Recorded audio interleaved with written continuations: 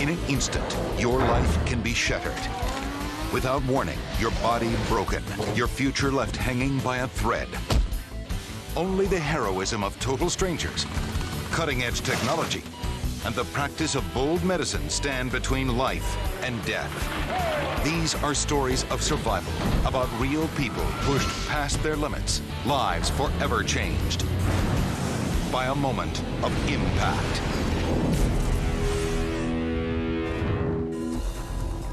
At over 300 miles an hour, Tony Schumacher's top fuel dragster disintegrates.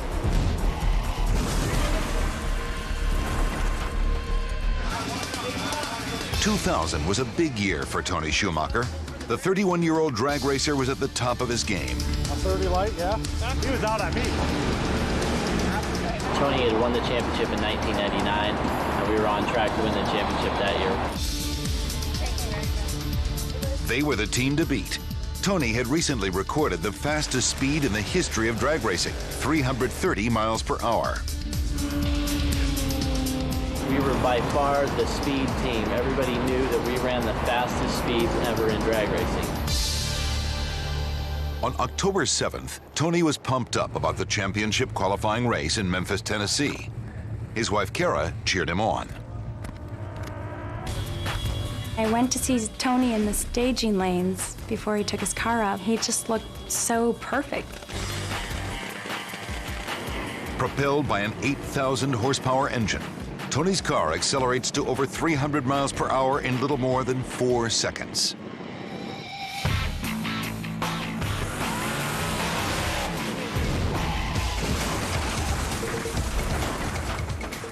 It looked like a perfect run up until about 1,000 feet. At high speeds, the car's rear wing provides thousands of pounds of downward pressure. That's all that keeps the tires on the ground.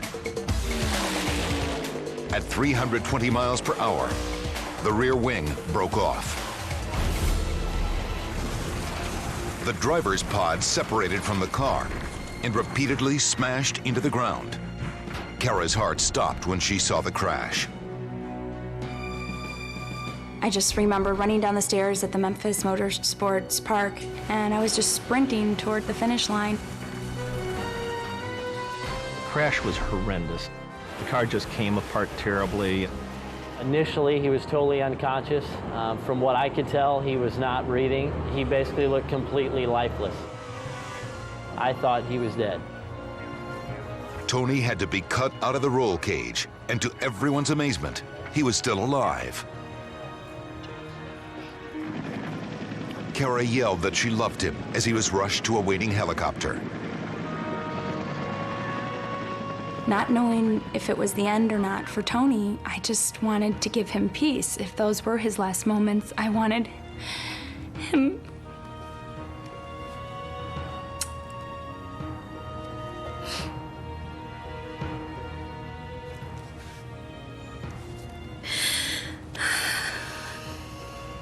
I just wanted him to be at peace, and I wanted him to know that I loved him.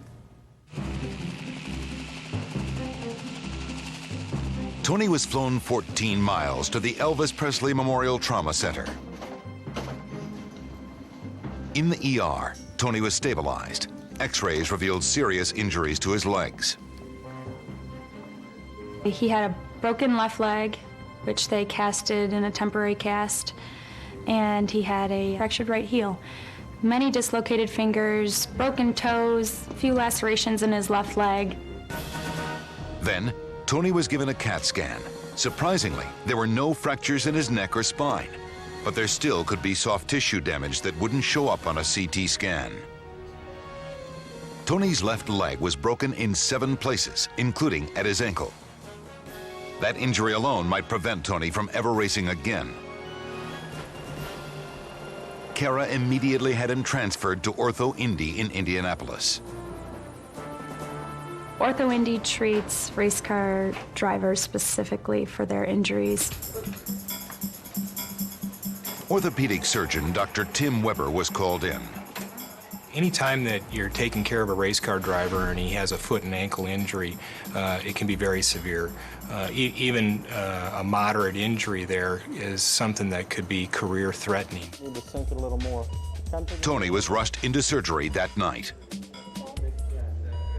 We went ahead and fixed his ankle by realigning the bone, getting it back in position, and then stabilizing that or fixing it with a plate and some screws to hold it in that position during the time that it healed. As soon as the anesthesia wore off, Tony was in tremendous pain. But all he wanted was to try to race again. Tony is a very, very tough guy. Racers are a totally different breed. They're fearless. But oftentimes, these people want to drive right away. They want to go out and be carried out to their car. As long as they can sit in their car, they'll drive. It looked like Tony would survive, but they didn't know if he would ever be able to handle a race car.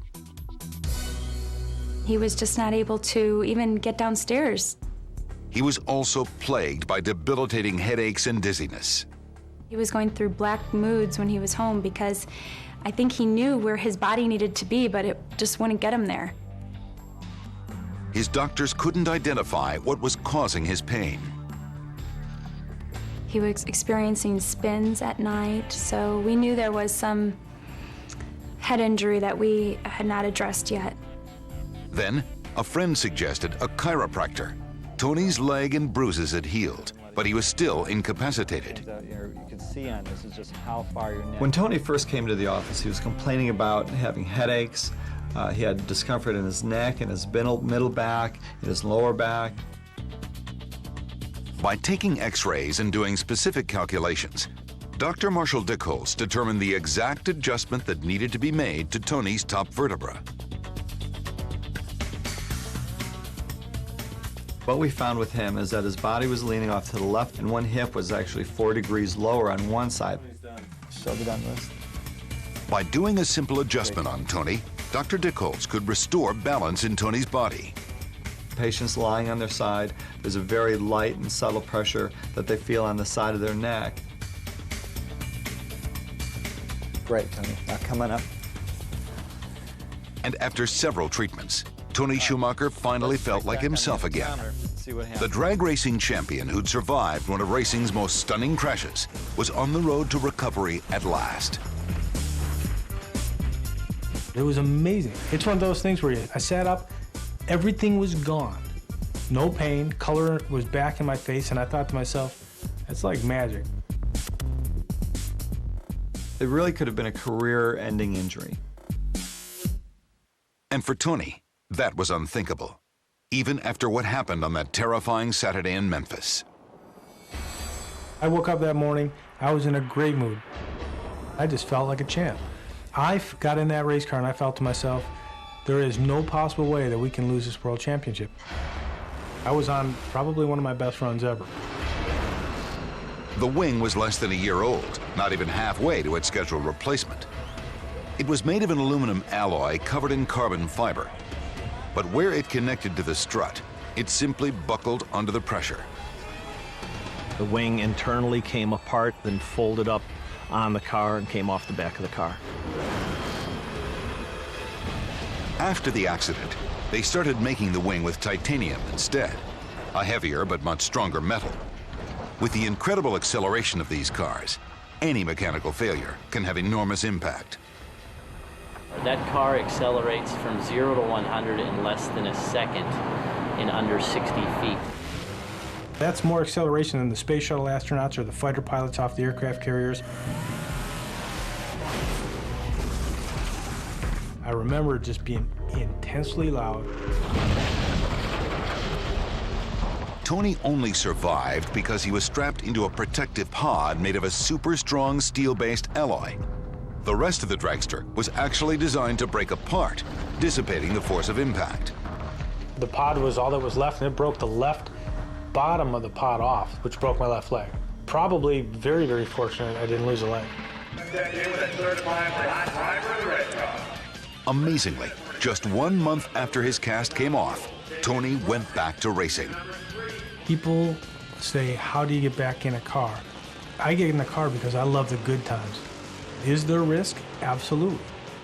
But winning, being around a team of people that are capable of doing something other people can't do is just awesome. To me, that means way, way more than the risk.